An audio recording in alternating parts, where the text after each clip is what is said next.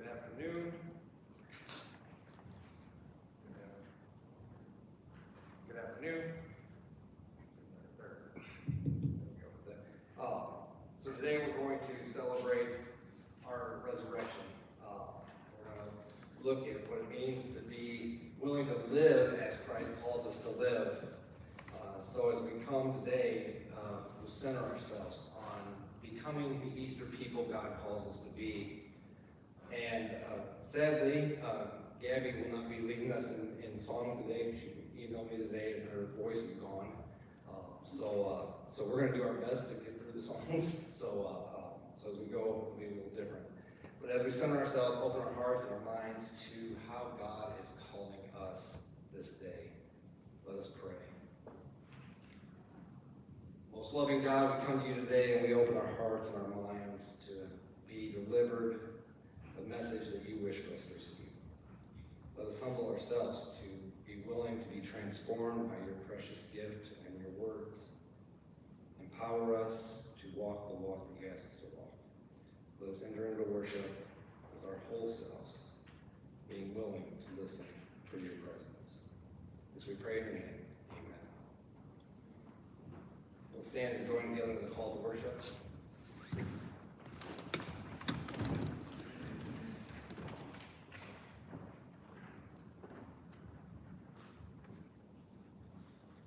Please join us in the call to worship. Day has dawned, and shadows are left behind. The stone is rolled away, and hope is reborn. This is the day that our God has made. We will rejoice and be glad in it. God opens the gates of righteousness. We enter to give thanks to our God. Give thanks, for our God is good. God says that his love endures forever. Set your mind on things that are above. Look up and welcome Christ's appearing. We have been raised through Christ. Glory is being revealed to us on this holy day. Please join us in the prayer of confession in unison, taken from Taught by Love. O God, the message of Easter has come again before we were ready to receive it. The Palm Sunday parade demanded very little of us. We could join in the hosannas, but the betrayal and denial, the suffering and the shame, the agony and death have left us fearful and shaken. We have become enemies of Jesus without intending to be disloyal. We have left him in the tomb, lest he upset our daily lives. The Jesus of long ago seems more comfortable to us than the Christ who is risen in our midst. We confess our reluctance to let Christ claim us and change us. Oh God, we need forgiveness. Amen.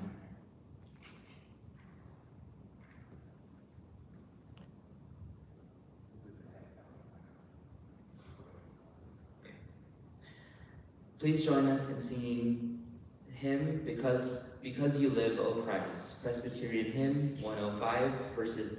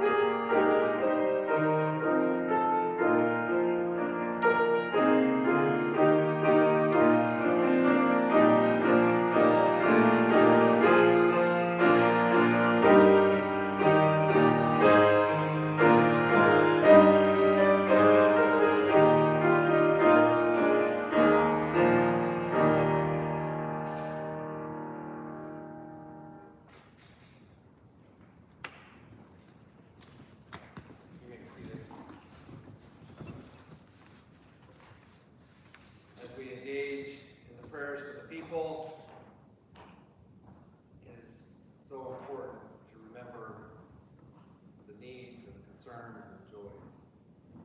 So as when I finish this prayer, we'll join together in the Lord's Prayer and in unison. Dear God, once again we have been awakened to more violence, more death. We come to this time, this day, and we are celebrating the risen Lord. Help us be given the strength to rise against such violence, such hate. Let us teach and embody your good news in all that we do. Allow your presence and your spirit to engage with those who are suffering, those who are hurting, those who are oppressed, those who are lost. Grant each of us the courage to stand for what we are called to stand for. Let us be the example of faith, hope, and love.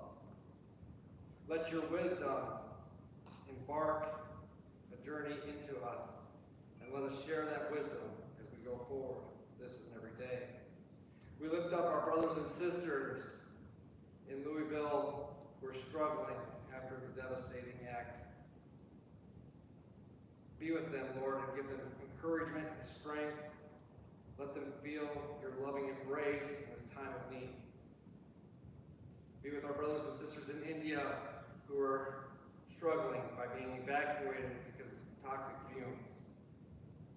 Let them feel your grace within their hearts and their minds this day and in this hour of need. Let us, as a campus community, seek to live into the love ethic that you teach us. Let us be willing to proclaim the good news throughout our campus and our community. Let us be an example of hope that you ask us to be. Let us teach faith and compassion for each other and grow by learning and walking with each other. Open our eyes to see clearly the vision that you are asking us to see. Open our ears to hear the cries of those in need, and open our minds to the possibilities which are present when we truly trust in you. Let us do all these things and lift all these in the words that you taught us to pray. Our Father, who art in heaven, hallowed be thy name. Thy kingdom come, thy will be done, on earth as it is in heaven. Give us this day our daily bread, and forgive us our debts, as we forgive our debtors. And lead us not into temptation, but deliver us from evil. For thine is the kingdom, and the power, and the glory forever. Amen.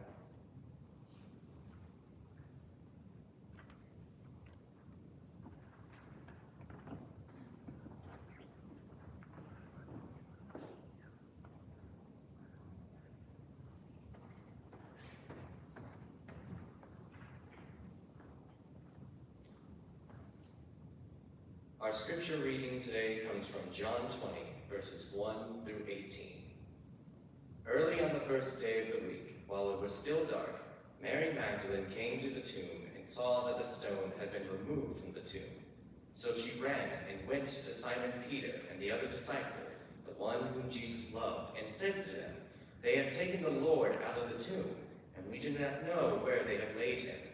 Then Peter and the other disciple set out and went toward the tomb. The two were running together, but the other disciple outran Peter and reached the tomb first. He bent down to look in and saw the linen wrappings lying there, but he did not go in. Then Simon Peter came, following him, and went into the tomb. He saw the linen wrappings lying there, and the cloth that had been on Jesus' head, not lying with the linen wrappings, but rolled up in a place by itself. Then the other disciple, who reached the tomb first, also went in. And he saw and believed, for as yet they did not understand the scripture, that he must rise from the dead. Then the disciples returned to their homes. But Mary stood weeping outside the tomb. As she wept, she bent over to look into the tomb, and she saw two angels in white sitting where the body of Jesus had been lying, one at the head and the other at the feet. They said to her, "Woman, why are you weeping?" She said to them, "They have taken away my Lord, and I do not know where they have laid him." When she had said this, she turned around and saw Jesus standing there, but she did not know that it was Jesus. Jesus said to her, "Woman, why are you weeping? Whom are you looking for?" Supposing him to be the gardener, she said to him, "Sir, if you have carried him away, tell me where you have laid him, and I will take him away." Jesus said to her, "Mary." She turned and said to him in Hebrew, "Rabboni." Jesus said to her, "Do not hold on to me, because I have not yet ascended to the Father, but go to my brothers and say to them, I am ascending to my Father and your Father, to my God and your God." Mary Magdalene went and announced to the disciples, "I have seen the Lord," and she told them that he had said these things to her.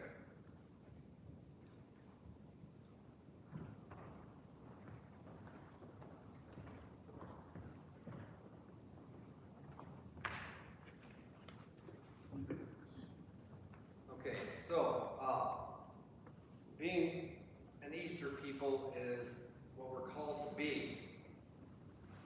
This is author Judy Canado in her book Amazement, Radical Amazement.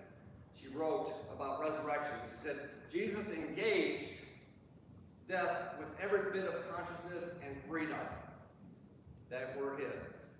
And what we all discovered as a result of that death, while inevitable, while altering our dreams and causing us to let go of everything, does not have the final word. There is always, always resurrection. What is resurrection for us? In the context of a new universe story, it is a transformation in consciousness, an experience of transcendence in which we live out the connectedness of the truth. As we continue to evolve in consciousness, continue to emerge as more and more capable lovers, we share in the resurrection of Christ. We not only walk in the light, we become the light for others. Even little resurrections that come after choosing to die to fear or egocentricity release the spirit. When we engage in a lifetime of death and resurrection, as Jesus did, we become ever more empowered to do the work that God asks us to do. I love that definition of resurrection, because it reminds us that we are called into actively engaging in being Easter people. It means that our understanding of resurrection is not a static thing, but rather a dynamic act. It challenges us to become the people in our lives that God calls us to become. It means we have to go to work in our faith and in our life in a manner that truly transforms the world in a positive note. One of my favorite pieces of that quote is that when we become capable lovers of the Word, when we become willing to share the love of God into the world, then we are participating in the resurrection. Then we are becoming the Easter people that God calls us to be. Then we are living as God asks us to live. As we've gone through the Lenten journey and we talked about transformation and transaction, we talked about connecting and disconnecting, we talked about creating divisions rather than truly building connections as God calls us to do. We talked about all these things, and each of them leads us to this one thing, that we are called to be the church that God calls us to be, which means, as Dr. King once said, the church is not where you come to, but rather it is where you go from. Meaning that you go from with a call to action. You go from with a call to be the people of God. That's what being an Easter person is about. That's what the resurrection teaches us, is that we must be willing to not simply say the words, but to do the action, to live the action. We live in a world, sadly, as I talked about in the prayers of people, where mass shootings happen, where children die of malnutrition. We live in a society that oftentimes seems to take the course of power over servant. That's why the resurrection is so important. because we have to start to live it like we mean it. We can't simply be the words, we have to be the action that Christ shows us when he raises. We come to this day, today, and we have to trust God completely, which is what I think happens oftentimes when we try to transform things. We don't trust God completely and we stop, because it's not easy work to do. It's very hard work to do. But we have to trust in God enough to follow through with it. We have to trust in God enough to know that the resurrection is real. We have to become willing to embrace and to embody this ethic that God calls us to embody. This new life that Christ asks us to find and to be part of is so important for us. But it only happens when we trust God enough to do it. When we understand that we are being called to go from, not just to go to. Too often, church and general church can become more of a country club than a transformative community. In this moment, when we celebrate the resurrection, we are recognizing that the church is not a country club, it's a transformational community. It is time to come out of the tomb, as Christ did. Sadly, too often the church will oftentimes remain in that tomb. The church will be comfortable in that tomb. We all have our comfort zones. We all have our places where we feel safe. But God tells us to come out of the tomb. To come out of the tomb and live in a new way. To come out of the tomb and live in a manner that truly seeks to choose compassion over competition. Come out and live into the reality where love trumps hate. To live into the reality of Dr. King's quote here, that love is the only thing that can transform the world. Hate will never transform the world. That's living outside the tomb. The tomb is that comfort spot for us too often. And nobody likes to change. But God calls us to constantly be growing. To know that God still speaks to us. That God still walks with us each and every day. We can't claim Jesus if we're unwilling to follow the transformation. And as we live into our reality, we have to recognize that we will falter and that it's hard work at times, but that God always walks with us. Wesley Araja, the great missiologist, wrote this. He writes that God's relationship to the world is not that of a carpenter's relationship with a table that he has made, but God creates, provides, relates, and recreates. This is the nature of God's being. What Wesley is saying there is that God is constantly in the act of creation with us. God is constantly challenging us to live into a new reality, a better reality. God's constantly challenging us to be willing to care deeper and wider than we ever have. God's challenging us to love each other more broadly, more profoundly, because that's what will transform the world. This is such a challenging statement, because when we stick ourselves in the mud with this or this, A or B, it's either or rather than a both and. We stick a box around God. We put Jesus back in the tomb, in other words. But this celebration, this moment when Mary looks and says, Rabboni, is the moment that we are all given on a regular basis. We need to look up and say, Rabboni, help me live better. Genuinely believing in the Easter resurrection moment will help us to live into that. Genuinely believing and understanding that God does conquer death will help us to trust more completely and to live into the reality God is calling us to live into. Relationship and reconciliation are what's important in the Easter people, not retribution or revenge. Compassion and care is more important than competitiveness in the transformed world of God. Allow yourself to be awed by the resurrection moment. Allow yourself to feel the presence of God in this moment. Allow yourself to be transformed by that love. And most importantly, allow yourself to live into that transformation as you go forth today.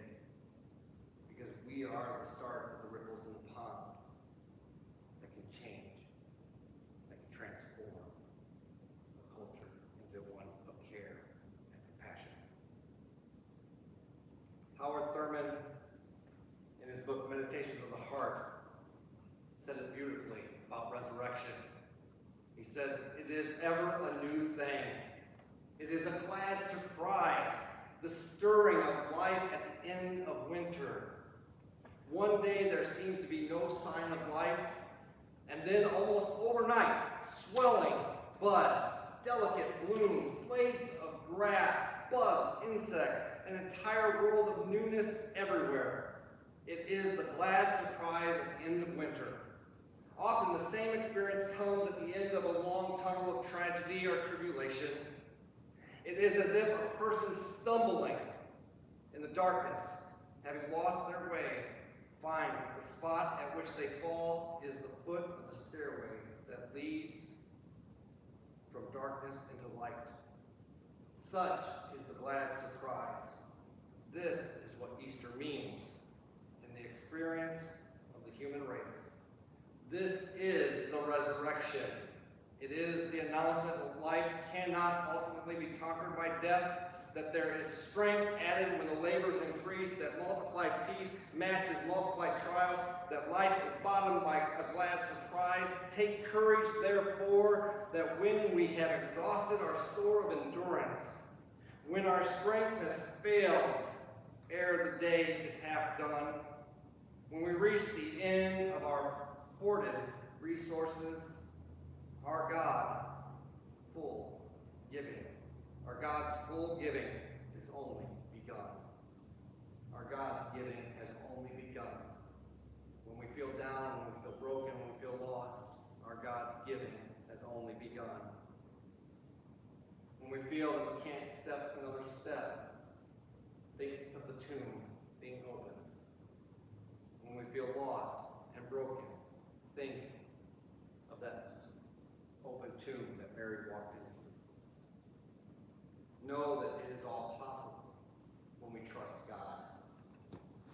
Know that we can transform the world when we're willing to live into the resurrection.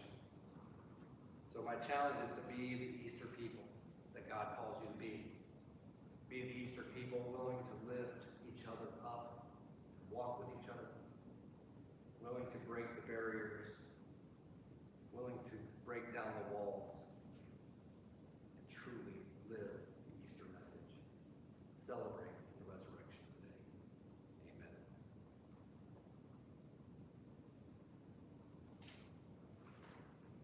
So for the affirmation of peace, I'm going to ask that you would read together with me the most beautiful prayer I think there is. This is the Franciscan prayer of peace. So together, let us share in these beautiful affirming words. Lord, make me an instrument of your peace. Where there is hatred, let me sow love. Where there is insecurity, pardon. Where there is error, the truth. Where there is doubt, the faith. Where there is despair, hope.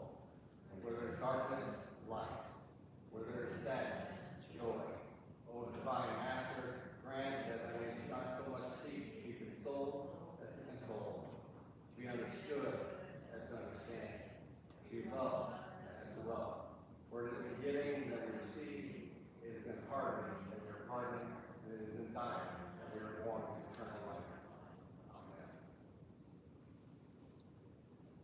And now we'll do our closing hymn. And it's in the hymnal 107, verse 1 and 2. And we'll stand for that.